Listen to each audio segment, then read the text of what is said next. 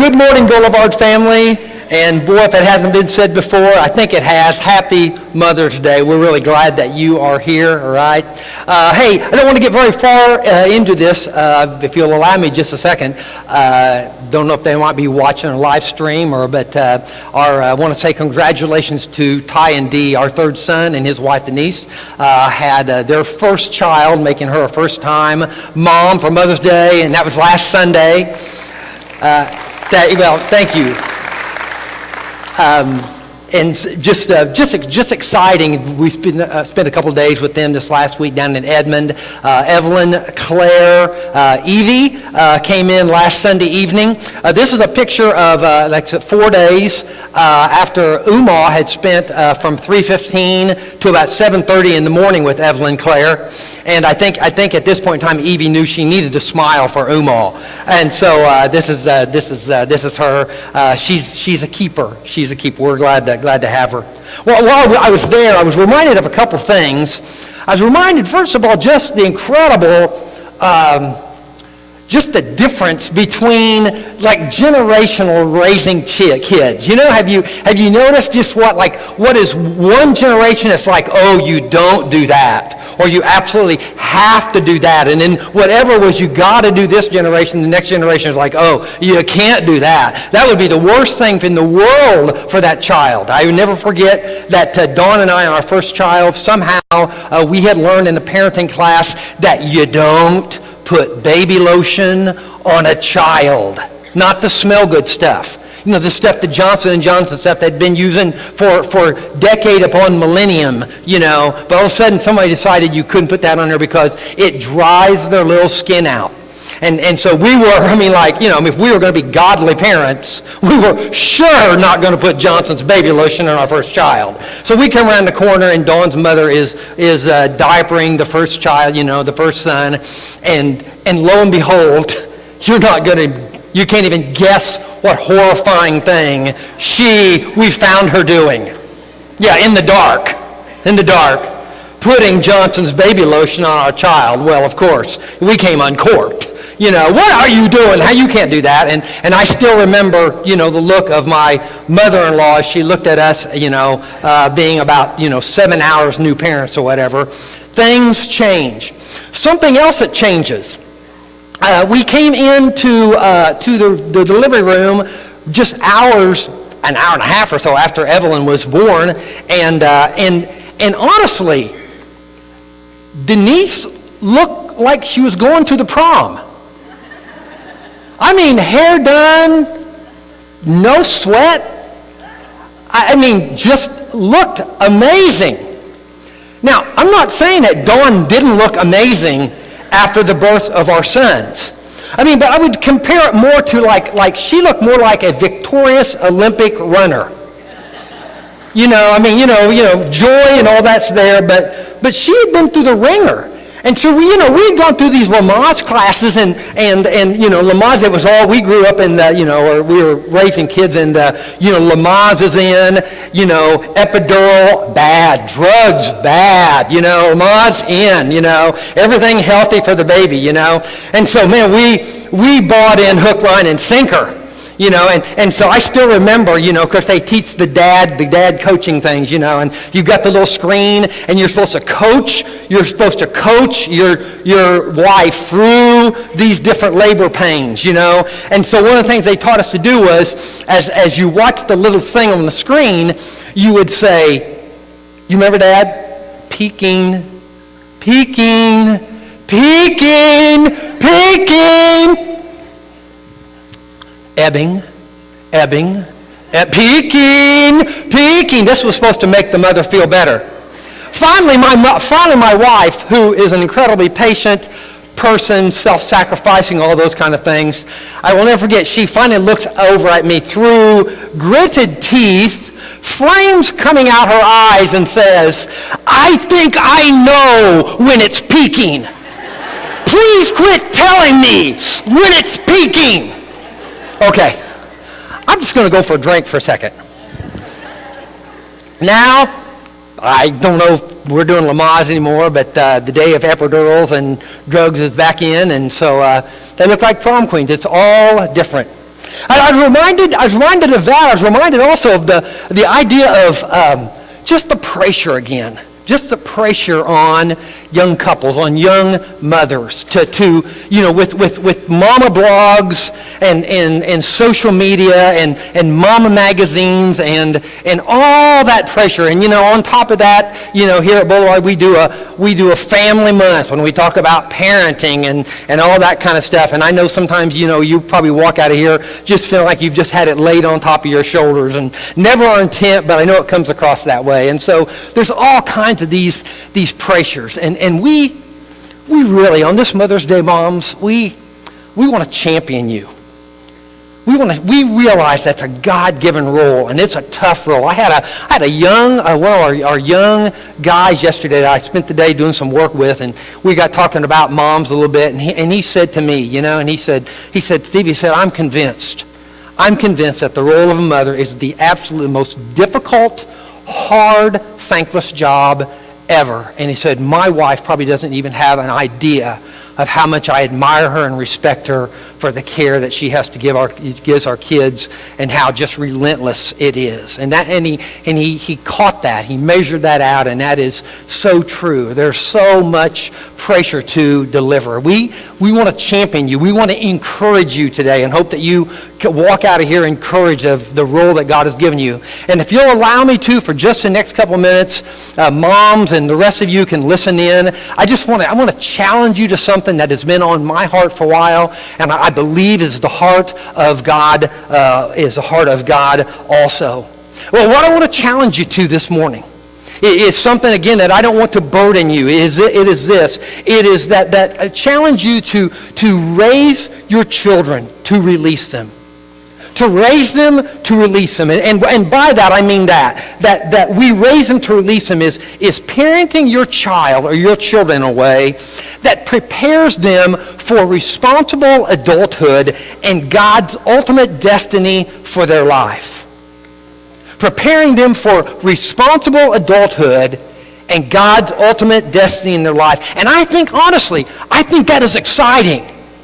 I think it is tremendously exciting, and where some might see it as somewhat of a burden, I think it trims the fat of excess expectation and perfection that we can have for ourselves and for our kids sometimes. I think we realize that when we are raising to release, that we are actually including God in the role that he wants, him being our partner, him being our guide, him being our teacher, him being a strength as we parent our children. It actually, I believe, brings freedom. I think it brings a higher level of satisfaction, recognizing that what has been given us for a while, at least, this child is a tool. And this tool has a specific purpose. And that we are partnering with God as moms to help that tool achieve its ultimate purpose and be used in the way that God has designed and gifted our child be used and gifted and designed for. Maximum influence. And it doesn't mean that we don't pursue other things. It doesn't mean that we don't pursue soccer. It doesn't mean that we don't pursue academics or cheerleading or whatever the child wants to pursue. It means it brings those things into perspective. And again, I believe that when those things are brought into perspective, that it relieves a burden. That we know we don't have to live up to other people's expectations because it's basically between God and us. How does that happen? How do we raise our children to release them? Well, what's the process? Well, I'm glad you asked. I was actually on my back porch just the other day. It's one of my favorite study places. I was back there and I was just doing some studying. I happened to look up and I saw a bunny in the yard. And I thought that was kind of interesting. Bunnies are just kind of fun to watch. And he was nibbling on some grass or whatever. And so all of a sudden, I noticed that there wasn't one bunny, but there were two bunnies. There was a larger bunny, and then right behind the larger bunny was a little baby bunny. And thank you very much for that. I needed that, all right? And, okay, I was actually expecting that from the women, but I didn't. And so the baby bunny was following the mama bunny. Matter of fact, the baby bunny was within 4 or 5 feet. Everywhere the mama bunny went, chewing grass, and she would chew grass, and then she would, her ears would perk up, and she'd look around, She would go back to chewing grass, and the little baby bunny was following mom's lead. The baby bunny was eating the grass, and then would look up, look around, go back to chewing grass, skip over this little pile of weeds and go over to the sweet stuff. And everywhere the mama would go, the baby was following. And then I noticed just a few minutes later, I looked up, and Mama wasn't 5 foot away. Mama was 25 feet away. Mama was kind of on the other side of the yard.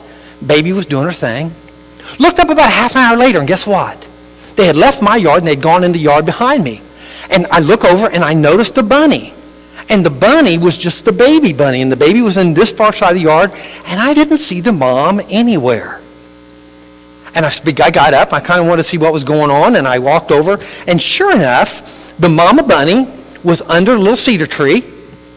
She was drinking a little Diet Pepsi, and she was texting on her little bunny phone, which is a difficult thing to do if you have bunny paws.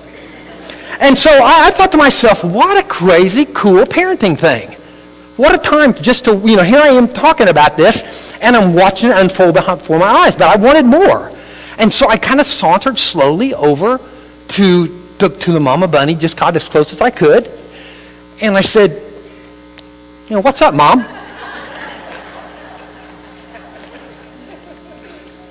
And I said, Mama bunny, I noticed. I was just over here watching, and I noticed that for a while that you had that baby bunny, and it was very, very close to you. And then a little while later, there was more distance. And then now the baby's clear over doing its thing over there, and you're just over here drinking your Diet Pepsi and watching. What's that about?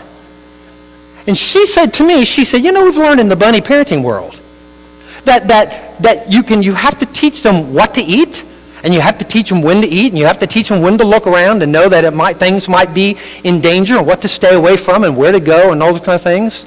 But as they get a little older, you increase that distance.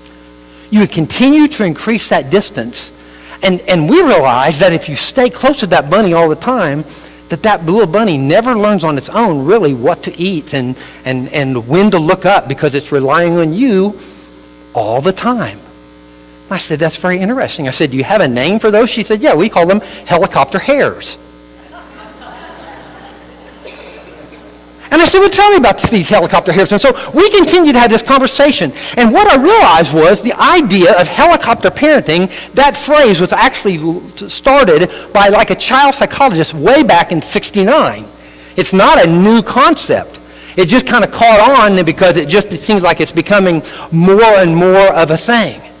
And so they have helicopter hares, and we have what I'm going to call this morning, sometimes, if we're not careful, hover mothers.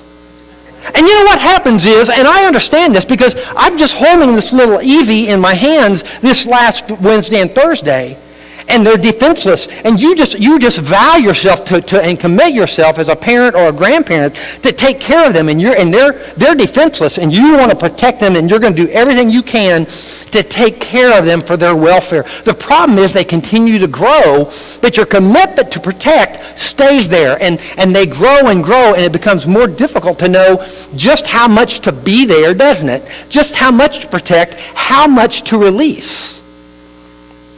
The interesting thing about parenting, about hovering, being a hover mother, is it basically is defined that by overprotecting, by over-perfecting, by over-monitoring. You've seen it. Maybe you have been it just a little bit. Here's the interesting thing that they've realized about hover mothering, is that the things that most hover parents, most hover mothers want to develop in their child by doing that, and they believe they're developing in their child, actually turns out to be the very opposite is true. We are there, we hover over them, we protect them to create a higher self-esteem. It is found that the children of hover parenting actually have a lower self-esteem. They have a lower sense of confidence, because they've never learned that they themselves have what it takes to figure out the solution to a problem. Here's an interesting thing about hover mothers, that they do it oftentimes to create a closeness between them and their child.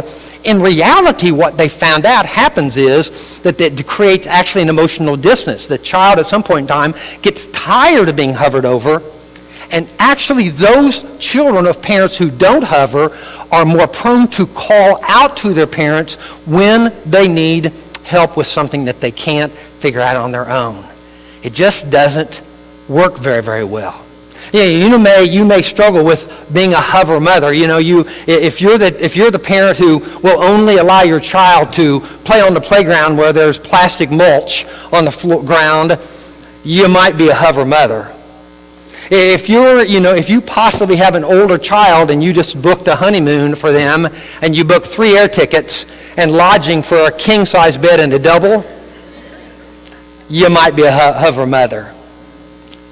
So hover mothering comes easily to some of us and really easily to others.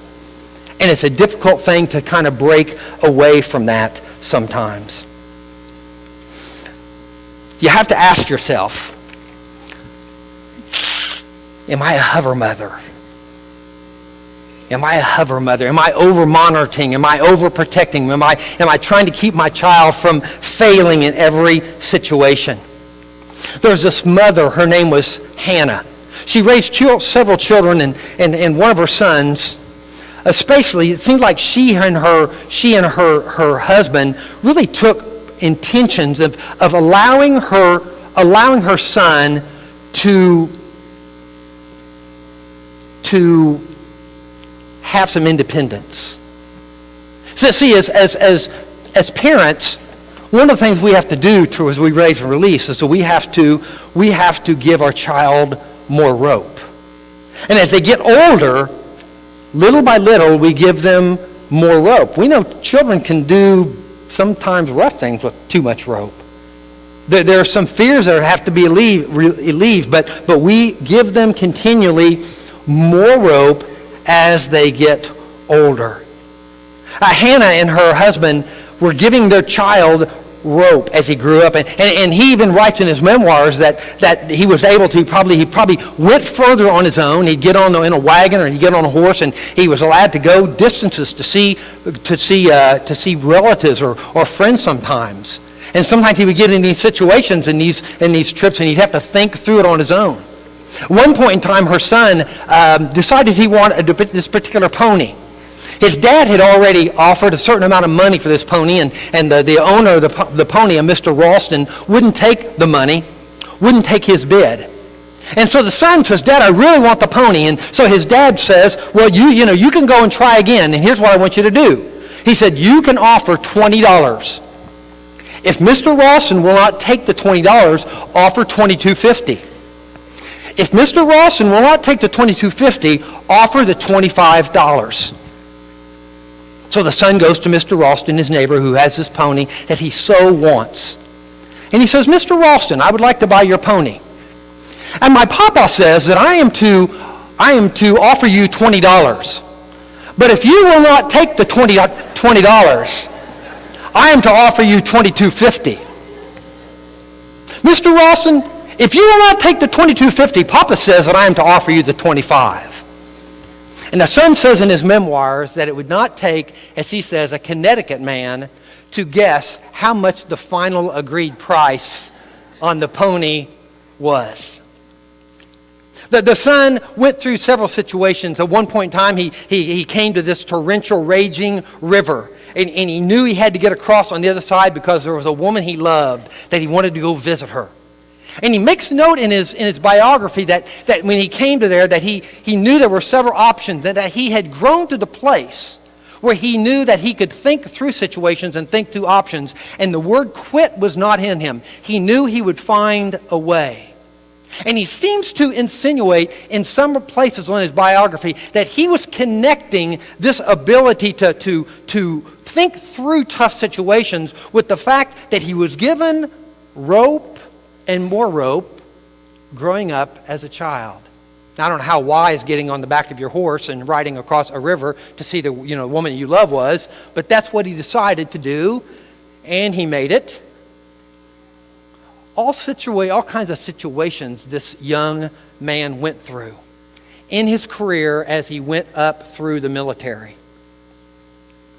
Ulysses S. Grant would eventually become the general of the Union Army, and after a slew of failures as generals Abraham Lincoln finally asked him to come into that role. And he led the Union to victory, and he would become the 18th president of our country.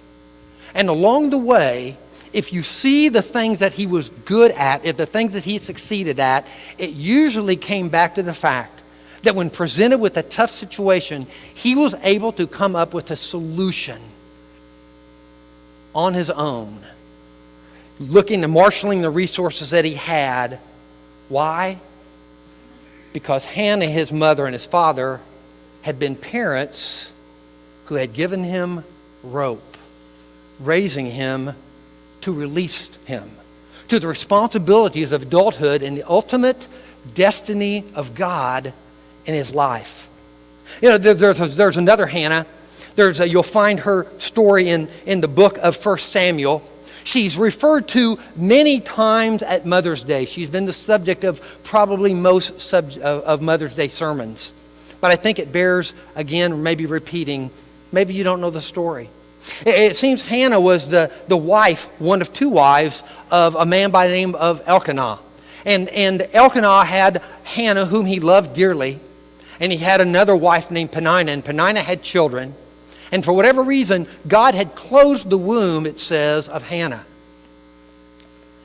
And this was in a culture where a woman was highly valued because of the number of children that she had. That she was a mother, and the more children she had, the more highly valued she was in the village where she lived. Hannah went year after year after year being barren, her womb being closed.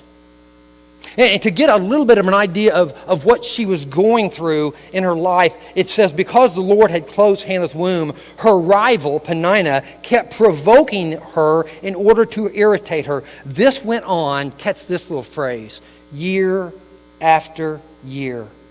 And whenever Hannah went up to the house of the Lord, her rival provoked her till she wept and would not eat. Her husband Elkanah would say to her, Hannah, why are you weeping? Why don't you eat? Why are you downhearted? Don't I mean more to you than 10 sons? Her relationships with those around her were affected. Her relationship with her husband was affected. Even her relationship with God was affected. Some of you gals know Hannah's pain. Some of you have lived or you are living her anguish, so wanting to bear a child. And I wish I had answers, and I wish there were the perfect answers even in this text, and I would just tell you there aren't. I have to hearken back to what James said several weeks ago as he talked about the idea of suffering. James, if you remember, said this: when we talk about suffering and its place in our lives, we have to remember that there are so oftentimes no emotionally satisfying answers. Sometimes the answer is that there's just doesn't seem to be a good one. Hannah continues to pray for a child. And eventually, in her case, she comes to a place where she says, God, if you will only give me a son, I promise you this, I will commit that son to you all the days of his life. For whatever reason, Hannah has a child sometime later. And it says that after the child was weaned, that she actually took the child to the temple at that time, to the priest named Eli, and she took Samuel, and she actually gave him over to Eli, which is something that we can't even imagine because the child was just barely weaned. And gave that child over to Eli to raise in the temple. So Samuel, in a sense, would always be in the presence of God. There are a couple questions you have to ask. What was God trying to do in Hannah's heart? What was he trying to form there? What was God doing in Israel? What was he trying to do in Israel, in the heart of his people, as he prepared this time of barrenness of womb for Hannah? What was he doing behind the curtains for his people? How was he preparing them for Samuel's eventual leadership? You have to ask this question. You always as a parent have to ask this question. What does God have in store for my children? And what will happen if they don't step up into what God's desire for them is? if I don't raise them to release them?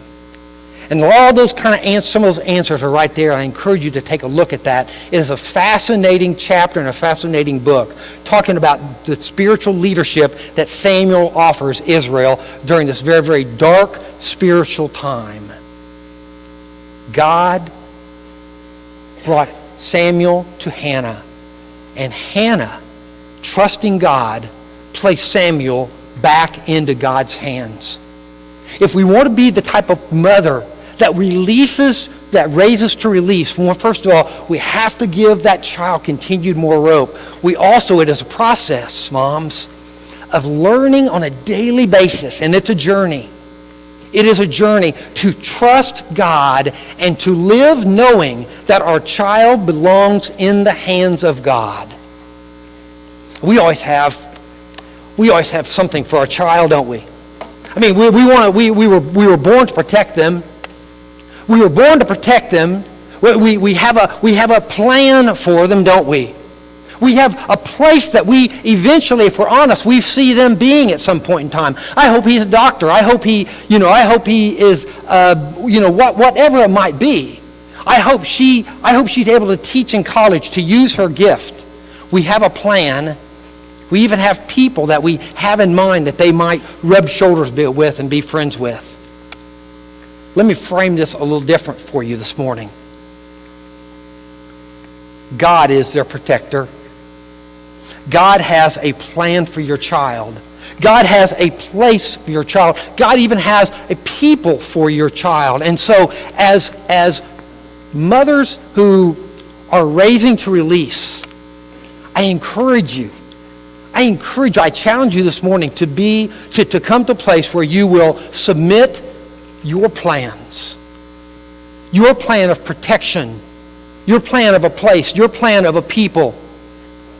That you would submit that to God's better and more perfect people, plan, place, protection that He offers your child.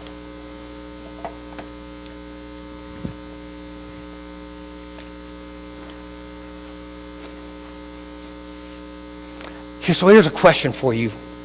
Before we go on, the question is this: am I willing? Am I willing as a mother to give my child over to God and His purpose for my child? Am I willing to submit what my dreams are for God's perfect dream for my child? Are we willing to do that?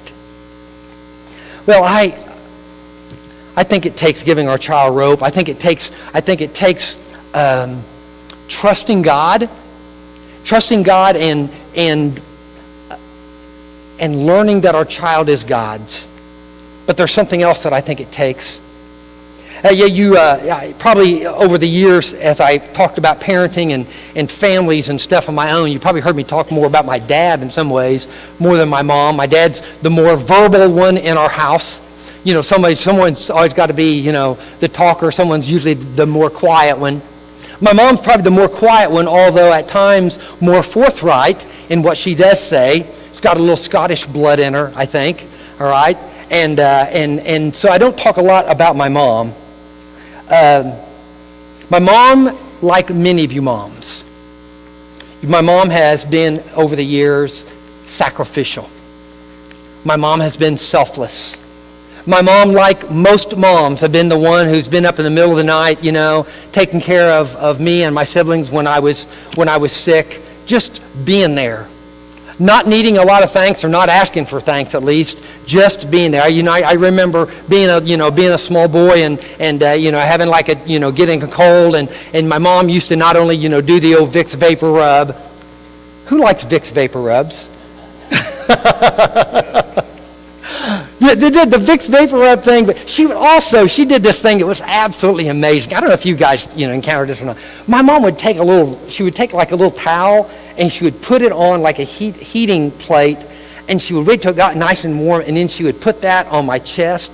Oh, I mean, I still sometimes I just want to call her and say, "Hey, Mom, could you come down and just put a warm towel?" No, I haven't done that in a long time. It's last month, I think. My mom, I used to get poison ivy. Like every year, it was just this annual, okay, whoever sends the poison ivy demon is, I'm just going to come and cover your entire body with poison ivy. Like every year. And so my mom, I would lay in bed with poison ivy all over me or whatever. And my mom, it was the 60s and 70s. My mom was queen of the pink yeah, which feels really good for about 12 and a half seconds. And then you're kind of doing the pink calamine Frankenstein walk. It just kind of draws, Mom, it's time for more calamine. That stuff was so nasty. Like little pink zombies walking around the house or something. When I think about a couple of things my mom did right, I think my mom just planted. I think my mom planted me in some soil where faith could grow. And that's not all about being in Sunday school and being in youth group and camp. That's some other things. Like I just remember my mom letting me be a boy. I had this bike, and I had cut the front forks off this other bike, and I had hammered them on my bike so I could have, if you're a child of the 70s, a chopper. And yeah. And I was pretty convinced everybody in town admired me and my chopper bicycle and its custom paint job I had put on them with the red can of paint out of the shed, And so I would drive around, and Mom would let us, Mom would let me ride around the neighborhood, and as I got older, ride around our small town. And I know times have changed, and I get that. I'm not trying to compare that to now. I'm just saying she just let me be a boy. And I remember cruising down a hill. In my hometown, you're either going up a hill or going down a hill. And I remember cruising down hills going 17 miles an hour. Man, full bore out, the wind blowing through my half-inch burr, king of the road. There's a little freedom in that. And sometimes getting on the side of town and not being exactly sure how to get back, but figuring it out. And even more than that, my mom allowed me to bring home some friends who weren't church friends. Matter of fact, I would just say a majority of my friends growing up were probably not kids in the youth group. They were neighborhood kids, and they were rough sometimes, and they were kids from school, and sometimes I could tell she raised her eyebrows a little bit, but you know what? Those kids were always welcome. And I think in a way that my mom was planting me in real soil where real faith could be grown. Because you know what? Real faith is never grown until we come to the end of ourselves, is it? When we come to the end of ourselves and we have an opportunity to reach out for God, and there's always a possibility that we won't, and that's a scary thing for a parent. My mom put me in that kind of soil, and she welcomed those kids into our home. She let them spend the night, and they ate at our dinner table. She didn't try to be a best friend to them. She just was a mom, kind of another mom to them, and she let me be friends with them. And that's one of the things we do to release our children.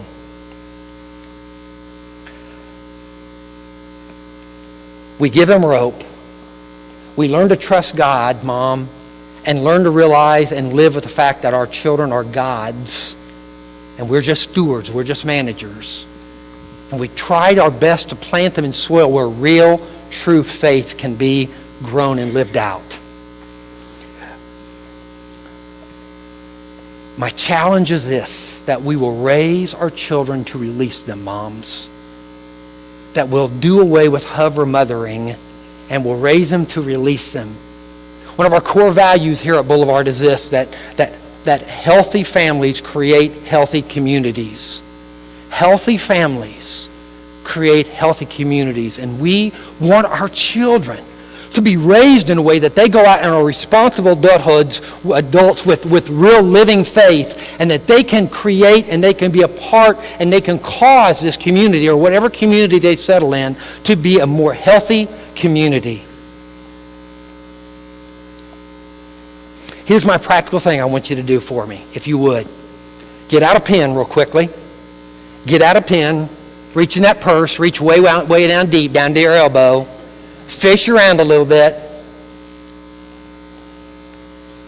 Who will you have a conversation with this week that will encourage and support you to raise your children in a way that releases them towards adulthood and the ultimate destiny that God has for them. Who can you have? And now I'm just going to, I know, you have people who won't. You'll have people who would encourage you to be a hover mothering. You'll encourage people who, you could visit with people who won't encourage you to raise to release. But I think you might know someone. You know someone who could you call and have a cup of coffee with or Dr. Pepper with and just say, hey, here's some things that I feel like I need to be working on, to do better. Who would that person be? Who will you call? We need that type of support.